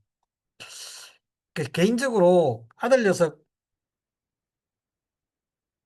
아이패드를 사준다고 중고를 하나 한다고 중고를 막 알아보고 있는데 평소에 원래 그 가격대가 있잖아요. 그 가격대보다 싼 게 하나 딱 나왔어요. 마음이 어떻게 되죠? 이거 빨리 사줘야 돼. 엔터 치고 막 해가지고 송금 버튼을 딱 엔터를 누르고 나서 이상한데? 이미 이제 그래서 제가 경찰청 있는 후배한테 전화 걸어가지고 야 내가 이런 일이 있었는데 어떻게 해야 되냐? 형 돈 보냈어요 이러더라고. 보냈는데 아 방법이 없더라고요. 이게 보니까 계좌 동결이 안 되더라고요. 이게 보이스피싱 같은 경우는 요즘에 신고하는 거에 따라서 그게 되는데 물건 사고 이렇게 한 거는 그게 안 되는 게 이해가 돼요. 설명 들으니까. 제가 예를 들어서 우리 김리현 코치님이 사업을 하시는데 미운 거야. 그러면 계좌 동결시킨다고 신고해 버릴 수 있잖아요.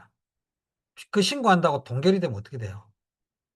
나가야 될 돈 이런 거 못 되게 사업에 엄청 큰 피해가 발생할 수 있잖아요. 그래서 명확하게 범죄라는 게 확증이 안 되면 그 계좌 동결이 안 된대요. 그래서 이게 한 1년 정도 연락이 왔었어요. 중간중간에. 조사 중입니다. 조사 중입니다. 받을 생각도 안 하고 이제 있는데, 그러니까 이게, 그러니까 그 박상구 코치님은 조급과 불안 뭐 이런 얘기도 했는데, 약간 이제 은퇴한 이후에 이 사기 당한 분들 보면 이런 게 있어요. 내가 모은 돈이 내가 노후를 살기 좀 부족하니까 빨리 좀 어떻게. 내가 이 돈 가지고 우리 애 결혼시키고 이런 좀 부족한데 이거 빨리 좀 어떻게 커버를 해야 되는데 이런 조급한 마음들이나 이런 것들이 누가 와서 사사사사 이러니까 그냥 당하더라고. 그 조급함이란 부분들이 있고 또 분명히 그 안에는 약간 좀 편하고 쉽게 남들보다 싸게 이런 마음들이 또 있는 것 같아. 근데 그게 참 쉽지 않은 거야. 그리고 제가 좀 오픈 얘기지만 늘 이렇게 표현하는데 이 사기꾼들이요. 진짜 열심히 살아요. 너무 성실해요. 그리고 새로운 기술을 습득하고 활용하는 역량도 진짜 뛰어나요. AI 같은 것도 보통 사람보다 훨씬 빨리 배워요. 그래서 우리가 조금 신경 쓰지 않으면 당하기 되게 쉬운 거죠. 그래서 이 사기에 대한 거는 우리가 그런 것 같아요. 이렇게 주변에 사례들이 올 때 나는 안 당해 이런 게 아니라 요즘 또 어떤 일들이 생기지 좀 이렇게 해서 그냥 그 알아보고 하는 그런 마음들이 좀 필요한 것 같아요. 그래서 제가 다른 건 모르겠는데 이 사기는 진짜 안 당하는 게 좋거든요. 되게 화딱지가 나는 게 스스로한테 되게 화가 나죠. 이 멍청한 놈아. 막 이런 생각이 막 들어요. 그래서 그러지 않았으면 좋겠다는 생각이 좀 드는데. 근데 어쨌든 지금도 수없이 많은 것들이 발생을 하고 있습니다. 하자 그러면 얘기 안 할 것 같아서 넘어가면 전자통신 사기가 있고 이제 투자 사기가 있습니다. 그래서 그 이게 의도를 하고 사기를 치는 경우가 있고요. 그 다음에 의도를 하지 않았는데 결과적으로 또 사기가 되는 경우도 있어요. 근데 그런 부분들에 대해서 우리가 결국에는 보면 뒤돌아보면 아 너무 쉽게 좀 돈을 벌려고 했구나 이런 부분도 좀 있는 경우가 있고 그다음에 이게 이제 되게 열심히 사는 사람들이죠. 이 사기꾼들이. 그래서 제가 그 강의를 준비를 하면서 체킹해 봤던 것 중에 제일 쇼킹했던 거는 이런 거예요. 그 방송에서 사례로 나오는데 회사로 전화가 오는 거예요. 격리 담당하는 직원이 받아요. 그 사장님이 얘기하는 거죠. 여기로 얼마 좀 보내? 그, 뭐, 물건 대금 납품하기로 해서 여기로 보내줘? 이렇게 얘기를 해요. 그래서 격리 담당 직원이, 아, 네, 알겠습니다. 이렇게 전화를 끊고 송금을 하죠. 목소리가 좀 살짝 이상했어요. 근데 사장님 들어오잖아요. 사장님, 아까 전화하셨던 거 송금했어요. 이렇게 얘기해요. 그 사장님이, 무슨 송금? 이 목소리를 카피해가지고, 이, 하면, 그대로 한 거 그냥 당한 거예요.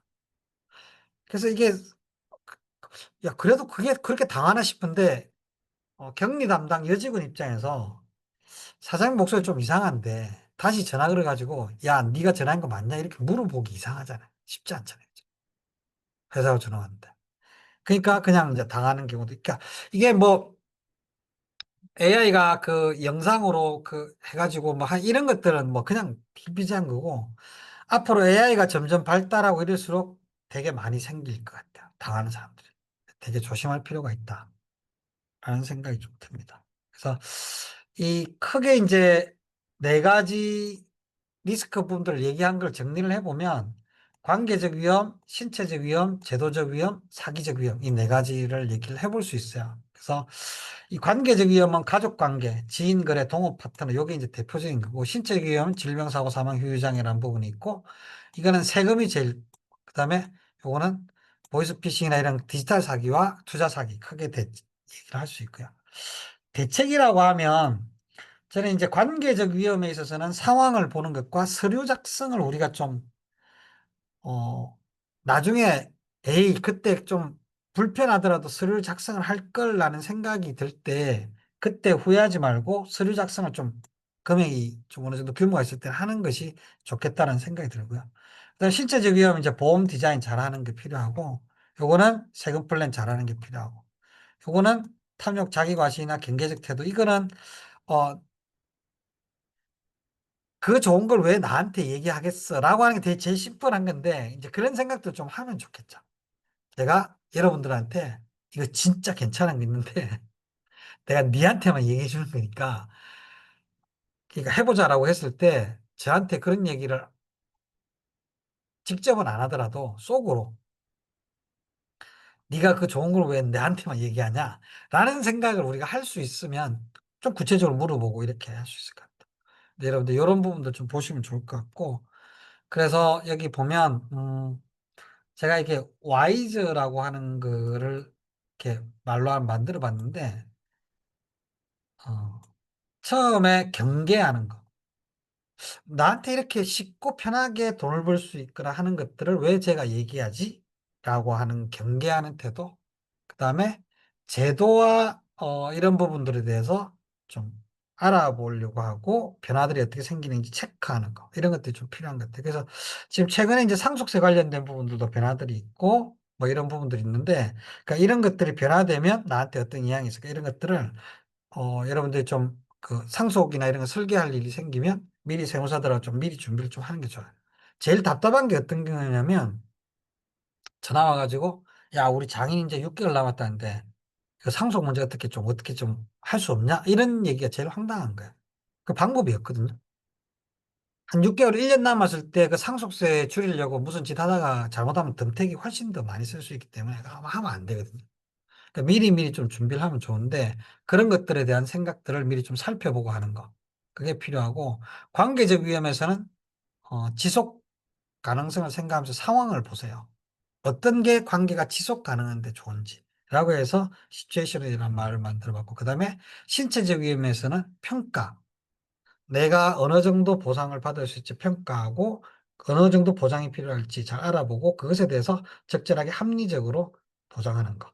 이런 식으로 네 가지를 한번 만들어 봤어요. 그래서, 그런데 사기적 위험에서는 경계하고 제도 위험에서 정보를 좀 살펴보고 관계적 위험에서는 상황을 살펴보고 신체적 위험에서는 합리적인 보장 플랜에서 평가하고 이 평가라고 하는 거는 요즘 같은 시대에 일어나는 일들은 보장 분석이라고 하는 게 개인이 하는 게 아니라 요즘 시스템적으로 되니까 보장 분석을 해보고 그다음에 요즘 또 그런 거 있거든요.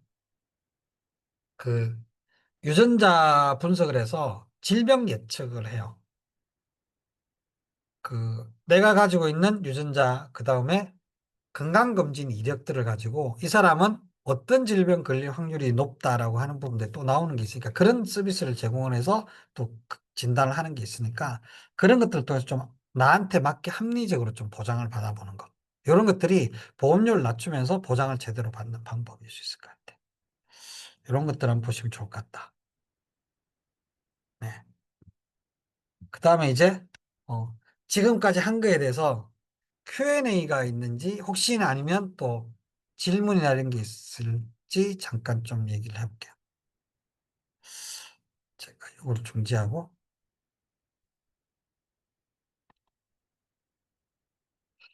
그 5주 동안 여러분들이 같이 해왔는데 혹시 지금까지 쭉 한 것 중에서 뭐 전체적으로 또 오늘 한 것 중에서 궁금하거나 아니면 필요한 가이드 같은 거 이런 건 좀 어떻게 알아보면 될까? 혹시 이런 것들 있으시면 채팅창에 잠깐 한번 남겨주실 수 있을까요?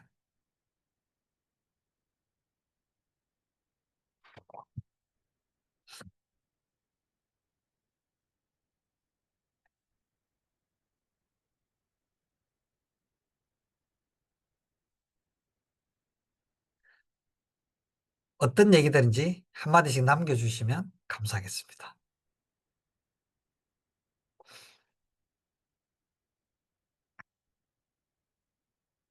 아니면 얘기 나눠주셔도 좋고요.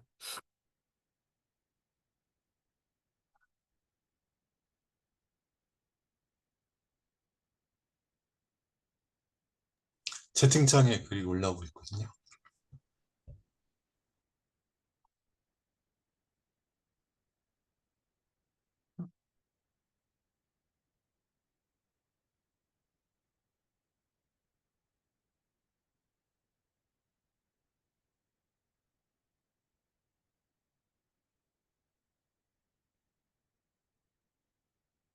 어?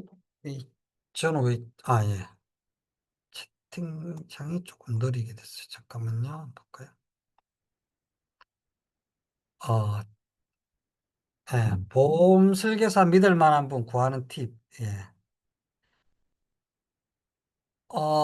일단 뭐, 한 회사에 좀 오래 다니거나 이런 분들이 좋을 것 같고, 그 다음에, 저는 개인적으로 좀 재무 상담을 하는 분, 가능하면 약간의 비용을 주고 상담을 받는 게 어떨까? 그런 추천을 드리고요. 혹시, 어, 소개를 원하시면 제가 믿을 만한 분들을 소개를 해드리도록 그렇게 하겠습니다. 주식 투자 관련 서적 중 추천해 주실 수 있을까요? 머니 프레임이라는 책이 좋은데, 그 책은 읽어보셨으니까, 어, 여러분들 어떤 종류의 책을 보고 싶으세요? 그 책 추천이라고 하는 게, 예를 들어서 저는 개인적으로 누구나 다 읽어볼 만한 책이라고 하면, 그 모건 하우젤이 쓴 돈의 심리학, 그 책을 저는 좀 추천을 하거든요. 아주 구체적으로 투자를 어떻게 하라 이런 책인 건 아닌데, 투자에 대해서 전반적인 마인드나 이런 부분들을 좀 살펴볼 수 있는 책이라서 그 책을 한번 읽어보시면 좋겠다라고 얘기를 드리고요. 그 다음에 주식 투자와 펀드 투자와 뭐 이렇게 어떻게 하느냐에 따라서 조금씩 은퇴 준비에 따라서 이렇게 조금씩 다른데, 여러분들이 저한테 개인적으로 카톡으로 어떤 거를 좀 더 공부하고 싶은지를 알려주시면, 그거에 관련돼서 제가 한번 책을 좀 소개시켜 드릴 수 있을 것 같아요. 제가 볼 때 그냥 대부분 소개해 드리고 싶은, 그 누구나 읽어보면 괜찮겠다 싶은 책은 돈의 심리학이라는 책이랑, 그 다음에 제가 개인적으로 좀, 추천한 책은 그 마법의 돈 굴리기라고 하는 책이 있어요. 그 김성일 작가가 쓴, 그 책 괜찮을 것 같다는 생각이 들고요.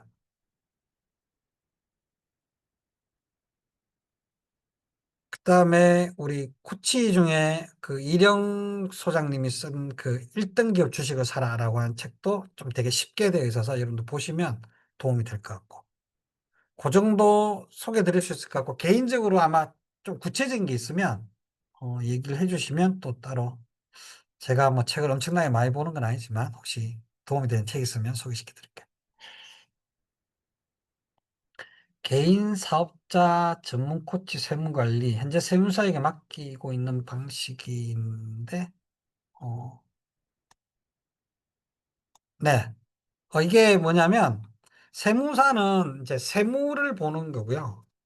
전체적인 자산 관리와 관련된 부분들, 이제 세무사만큼 세무는 아니지만 전체적으로 보면서 할 수 있는 거는 이제 상담하는 자산 관리 상담사 비용을 받고 상담을 하는 분들이 있어요. 이제 그런 분들이 도움이 될 것 같아요. 여기 같이 상담 지금 우리 참여하고 있는 박상훈 소장님이나 뭐 이런 분들도 상담을 하시고, 네, 하시니까 나중에 얘기 드리면 소개를 해드릴게요. 어떤 니즈가 있는지 얘기를 해주시면 제가 또 소개를 해드리도록 하겠습니다. 그 5주 동안 과정을 진행을 했는데, 어, 여러분 좀 5주 동안 좀 도움이 되셨어요? 저는 개인적으로 좀 좀 대화를 많이 나누고 싶은데 그것 조금 못했다는 좀 아쉬움이 조금 있고, 제가 끝나고 나서 좀 설문을 좀 부탁을 드릴게요. 이번 과정 지나고 저는 개인적으로 이거를 한 2달에 한 번 정도씩 몇 분이라도 신청하면 모여서 이 과정을 계속 좀 하고 싶거든요. 그러면서 의견도 듣고 나누고 실제 또 얘기도 좀 나누고 뭐 이렇게 하고 싶은데, 그걸 하기 위해서 어떤 부분도 좀 이렇게 하면 좀 더 이 과정이 더 재밌을 것 같고 도움이 많이 될 것 같다. 우리 리언 코치님이 저자와 함께 읽는 것 자체가 의미 있었어요. 감사합니다. 네. 감사드리고, 그래서 이 예쁜 마음들 가지고 칭찬해 주시는 건 너무 감사하고, 그다음에 또 저를 위해서 저는 이렇게 점점 성장기 중년이란 말 되게 좋아하는데 이제 중년 좀 지나가는 느낌이 들기도 하지만, 어쨌든 사람은 죽을 때까지 계속 성장해야 된다고 생각하고, 이런 과정들을 또 여러분들 좋은 제안이나 아이디어 주시면 또 좀 업그레이드하고 해가지고 다음번에 또 조금 더 좋게 이렇게 계속 해나갈 생각이니까, 제가 이 단톡방에 설문 하나만 부탁드리면, 뭐 여러 가지 문항 할 건 아니고 몇 가지 좀 부탁드리면 그건 체크해서 해 주시면 좋겠습니다. 그리고 또 혹시 마음이 있으시면 이런 과정에 대해서 또 주변 사람들한테 어떤 부분이 좋았다 이렇게 알려주시면 또 엄청 또 감사드릴 것 같고 그렇습니다. 5주 동안 함께 주셔서 정말 감사드리고요. 이 시간들이 여러분한테 조금이라도 도움이 되셨으면 좋겠고, 또 이제 이 또 과정 속에서 이렇게 만났으니까 여러분 앞으로 살아가시면서 혹시 제가 경제적인 부분이나 투자 부분에 도움 드릴 수 있는 부분도 있으면 우리 여러분들이 다 그 책 읽기 과정에서 만났던 분들로 제가 기록이 돼 있으니까 아, 이렇게 얘기해 주시면 좋겠다는 생각이 듭니다. 제가 그 사진을 한번 박았으면 좋겠는데 그 얼굴 보여주실 수 있는 분들은 잠깐 보여주시고 그러면서 마무리를 하도록 하겠습니다. 하나, 둘, 셋. 찰칵. 하나, 둘, 셋. 감사합니다. 감사합니다. 너무 감사드리고요. 감사합니다. 네. 좋은 밤 되세요. 감사합니다. 네. 고맙습니다. 감사합니다. 감사합니다. 네.